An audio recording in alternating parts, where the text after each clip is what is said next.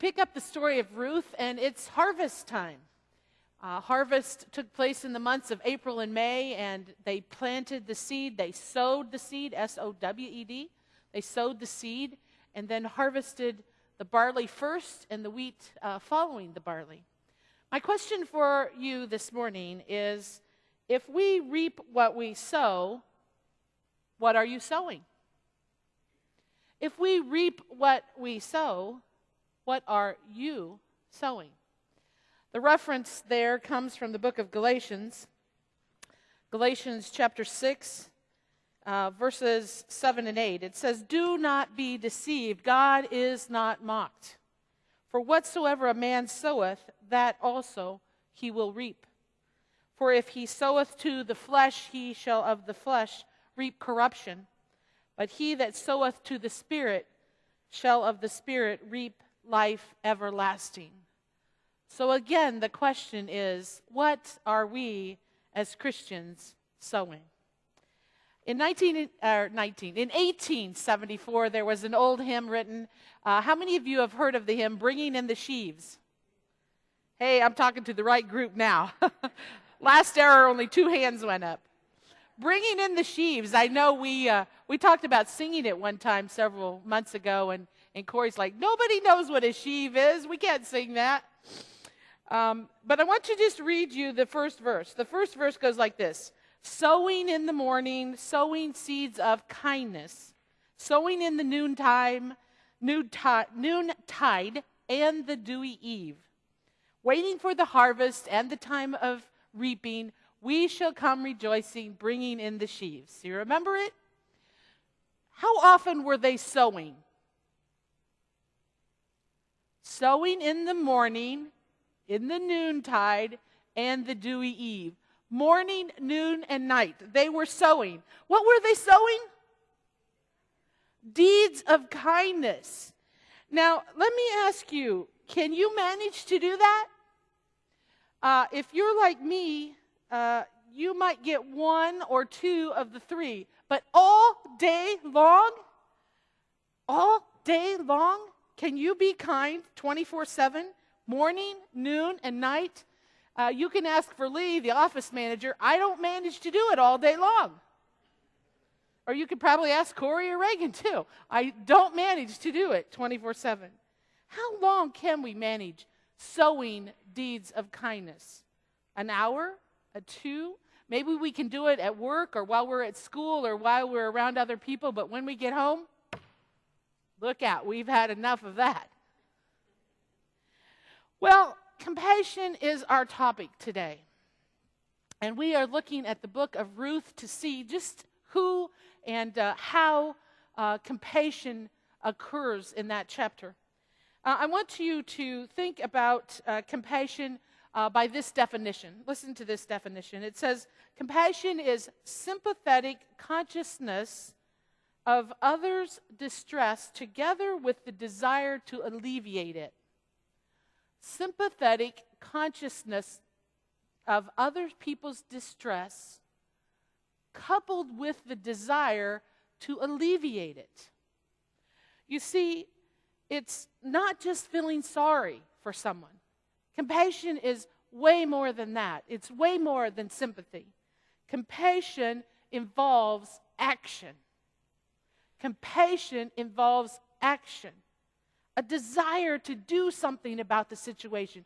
Oh, a lot of us are sympathetic, aren't we? We pass somebody homeless on the street, or we pass, I'm sure you've been by the disabled veteran with the sign that he needs work, or you see the pictures on television of the children who are hungry. We have sympathy for them, but do we have compassion? Do we take action? Last week, I was at a nursing home, and this gives you a real good example of what it means. It's a personal example. I was at a nursing home, and as I went in, I was in a hurry because I had my list of the hospital people that needed to be seen, the people that needed to be seen in the nursing homes, and I was hurrying in. But out of the corner of my eye, I saw this woman on the bench there in a light jacket. It was one of those cold, blustery days that we had. The wind was blowing, and she was crying.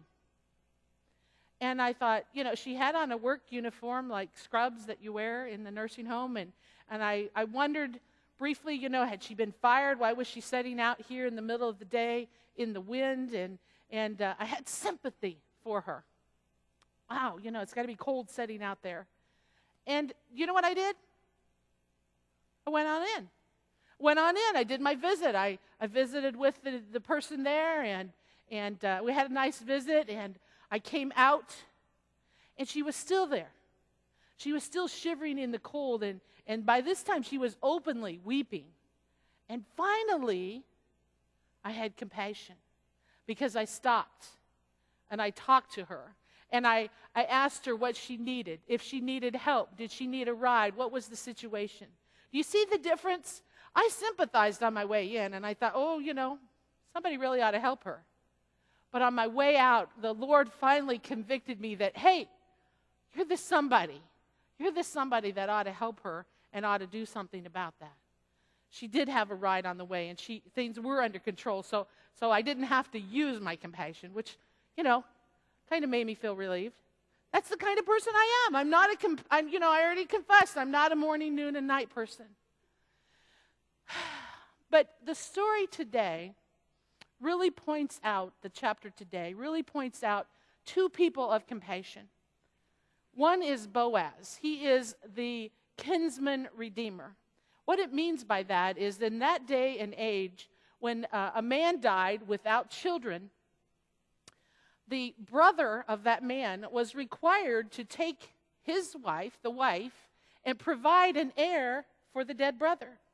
And if there were no brothers, then the closest male relative became the guardian redeemer, as it said in our scripture here, or the kinsman redeemer, to provide that line, that lineage would go on.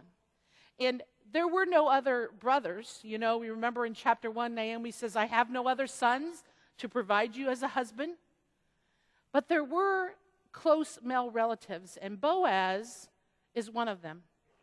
He becomes, as we will see later, he becomes the kinsman redeemer. But let me just go back to a minute of the fact that when he arrives and sees Ruth, right away he knows that she's not one of his servants. Boaz is a man of wealth and stature. We know that because it talks about the fact that he has fields in the plural. He has male servants. The men sickle, they took hand sickles. You remember what hand sickles look like? You're all Kansas wheat farmers here, right? A hand sickle. And they sickled the wheat down. And the women, then he has women servants to come and gather it up into sheaves, to bring in the sheaves, and to tie them together. But in that process, there were often stalks left behind. And the Lord had commanded, the Lord God actually, in the book of Deuteronomy, had actually set up the very first welfare system in that he commanded that the people were to leave enough stalks for the poor, the widow, and the alien or the foreigner. They were able to glean or to pick up the leftover stalks so that they would have something to eat. But did you notice Boaz's compassion? Not only does he provide for her to pick up the leftover, but he also provides her lunch. He provides that she is to be left alone, that the men are not to bother her. He provides that she is to have extra stalks. If she wants to even take some out of the sheaves, she is allowed to do so. Compassion for her. Do you know why he had compassion? Was it just because she was a young, beautiful girl? No, he actually tells her why. She asks him, why would you notice me? I'm a foreigner. I'm actually, you remember the Moabites were a nation that Israel often warred against, and they hated them. She said, why would you notice me, a foreigner? Why would you help me? Why would you have compassion? And he gives the reason, and the reason is because she has had compassion on her mother-in-law. She has provided. She has left her mother, her father, her home, everything familiar to her, to come and to care for Naomi, her aging mother-in-law. There is so much compassion in this chapter working together. Compassion involves action. Boaz could have come and he could have seen Ruth, and he could have said, yeah, let her glean. I'm not going to do anything else. But he was moved to compassion for her situation, to give her more than what was required. I think we all have sympathy, don't we? We see the pictures, we hear the stories. Here in the church office, we often get requests for money 2 or 3 times a week. Sometimes we'll go a few weeks and don't have any, but sometimes we'll go and we'll have some every day, 2 or 3 a day. And they vary widely. We have a fellowship fund. If you're not aware of it, we have a fellowship fund when communion Sundays or any time that you want to, you can contribute to the fellowship fund, put on their fellowship fund, and we help people. And we help people in our congregation, but we help people in the community too. They come, they request help with their electric bills, or their water's about to be turned off, or the landlord's about to evict them, or they need money for medication, or money for food. The food stamps have run out at the end of the month, or, the list could go on and on and on, and we get them all the time. And some of them we're moved to compassion, and we're able to help them. Some of them, we almost always have sympathy for their situation, but sometimes we're not able to help for lack of funds. We've run out of funds for that month, and we're not able to help. Sometimes we don't help simply because of distrust or disbelief. We've heard this story so many times, we just really don't believe it's true, or we just really don't have enough compassion for them. Sometimes we are just plain hard-hearted. It's the same person asking over and over and over again. And it's just like, oh, we've helped you so many times before, and we're just not going to do it this time. But in our own situations, in your situations, think about it. Most of the time, it's just that we are completely oblivious to the other person's need. We are so caught up in our own life, in our own problems, in our own needs, in our own daily, day-to-day activities, that we forget what it's like to be homeless, or to be hungry, or to have needs. Because God has blessed us so much, and we don't really know what it's like to be in that situation. Sometimes that is true in our relationships. The sermon is really about redeeming relationships and how compassion fits into relationships. Not just the relationship of Boaz and Ruth, but think about your relationships. Your spouse, your children, your coworkers. How does compassion play a part? Listen again to the definition. The definition says, compassion is sympathetic consciousness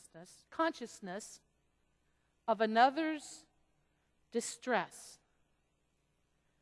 That you're conscious, that you're aware of another person's need, their distress, together with the desire to alleviate it.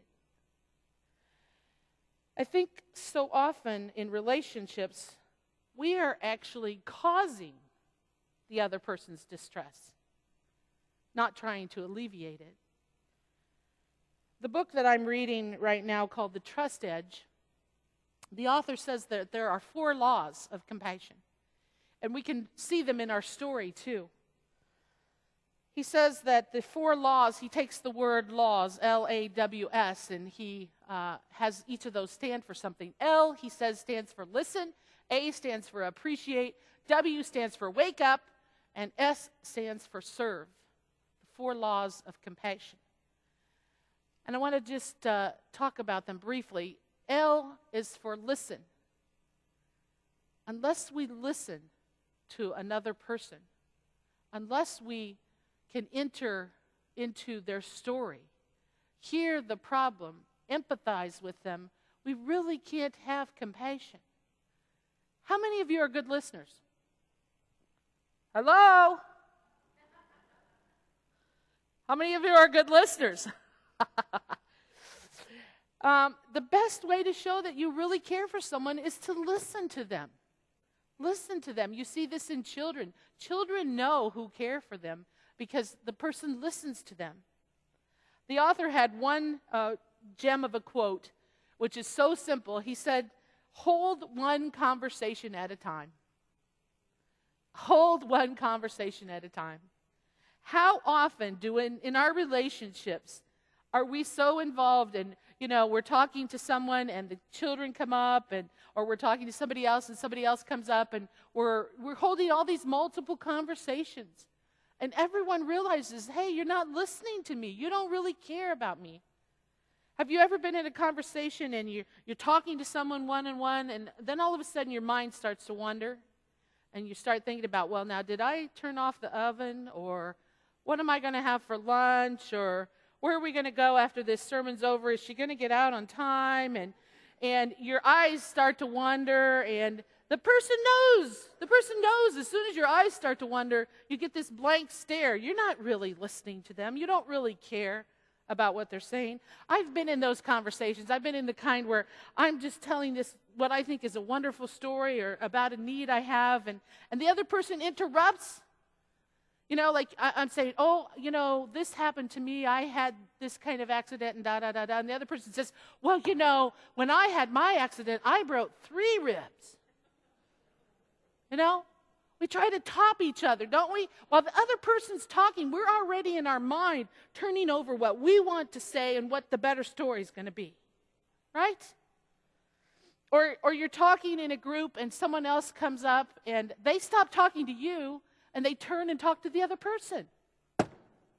I know I've been guilty of that out back here. Everybody's going out the door and you're talking with one person and another person's talking and you're like, kind of feel like Sybil with the multiple personalities. How can we talk to everybody at the same time? But when we ignore people and we turn and talk to other people, it really makes them feel like we don't care. Listen with compassion if you want to develop a relationship. The A is appreciate. We had a cheer in high school, and it's one of the few cheers I remember from high school, but it went like this: 2, 4, 6, 8, who do we appreciate? Did you all do that one? Yeah? Listen to that. It must have been a classic all over the United States. And then we would yell our team, Chiefs, or go Chiefs, go, or something like that. But as I think about it today, we did that cheer whether they were winning or losing. Because we wanted them to know that even if we were losing, even if we were umpteen points behind, we appreciated their effort. We appreciated them.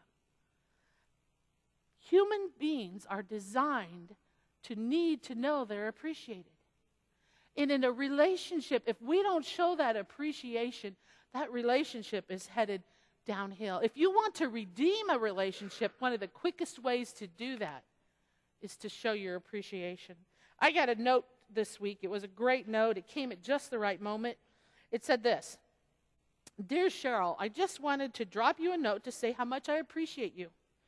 Thank you for saying yes to the Lord and for helping us to develop a closer relationship with Him. I feel His hand is at work in your life as you share His word with us. May you feel His presence with you, for He is there thinking of you. That note did 2 things. Besides telling me that I was appreciated by this person, it also reminded me that the Lord appreciates me, that the Lord is thinking of me. What a grand note that was to receive from a person. According to a Gallup poll, this is an old one, 2004, 65% of all Americans receive no appreciation in their workplace. 65, over half of us get no appreciation. If you have a relationship with a coworker or a boss or a teacher or something at school that needs to be redeemed, perhaps appreciation is the way to do that. I harp on this, I think, a lot, it seems like, but why not think of about 5 people that you could write this week to show how much they're appreciated? 5 people that really would like to hear. The third one is wake up. Wake up. The W. L, listen. A, appreciate. W is wake up. And the author tells the wonderful story about how he and his wife had went to the Olympics, and they were in the Olympic Village, and they were shopping, and they were at one of these fancy little boutiques, and it was a wonderful store It had Scandinavian sweaters that were $500 and other Olympic wear that was just so expensive. And they were, holding the merchandise, and there was nobody else in the store. No one. They couldn't even find the cashier, the salesperson. And they just, they were there quite a while and looking around, and the cash register was out sort of in the middle of the store. And the man says as he wandered by the cash register area, he looked around the counter, and there was the sales clerk. She was curled up like a cat asleep on the floor. And he makes the point that she was missing all sorts of opportunities. She was missing all sorts of sales, not to mention people who might come in and take something of their own. And that life is like that. We are so asleep sometimes. We're going through the motions. We're just doing our everyday normal things, and we miss out on opportunities. We miss out on opportunities to be compassionate, to put love into action. The last letter is S, and it stands for serve others. Serve others. I just want to say today, if you are in a relationship and you're always worried about what you're going to get out of the relationship, then you're already having problems. Because relationships depend on what we can give to the other person, not what we can get. Life is about what we can give, not what we can get. We have life totally backwards, especially Americans. We want to be served. We want the best service, don't we? When we go into a restaurant, we want the waiter to be right there. We want our water filled. We want our condiments, whatever it is that we demanded. We want our steak done exactly right. We want everything perfect, or we're sending it back. And then when it comes time to do the tip, we sit there and we think, well, now, did they really serve us properly?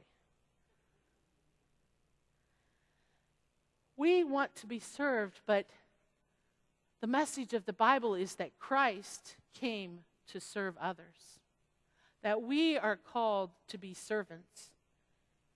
Someone once said that small deeds are far better than great intentions.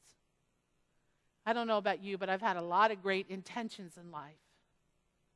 But it's the small, everyday actions that count, that make a difference. I want to just close with an old story. You've probably heard it before. It's an old story about a rabbi and a soap maker. And they went for a walk one day. And the soap maker was just rabid about religion and saying all sorts of negative things. And he said to the rabbi, "What good is religion? Just look around you. What do you see? Trouble and violence and misery and wars and crime. Even after all these years of preaching and teaching about goodness and truth and peace, what good is religion with all its prayers and sermons if all this evil still exists?" And the rabbi was very quiet, and they continued their walk, and then suddenly they noticed a small boy playing there in the gutter. And the boy was just filthy with dirt and with mud covering him from head to toe. And the rabbi turned and he said to the soap maker, "Look at this child. Now you say that soap makes people clean, but what good is it? With all the soap in the world, the child is still dirty. What good is soap after all?" And the soap maker immediately answered him and said, "But Rabbi, soap can't do its job if it isn't used." Exactly, said the rabbi. If we reap what we sow, what are we sowing? Would you pray with me?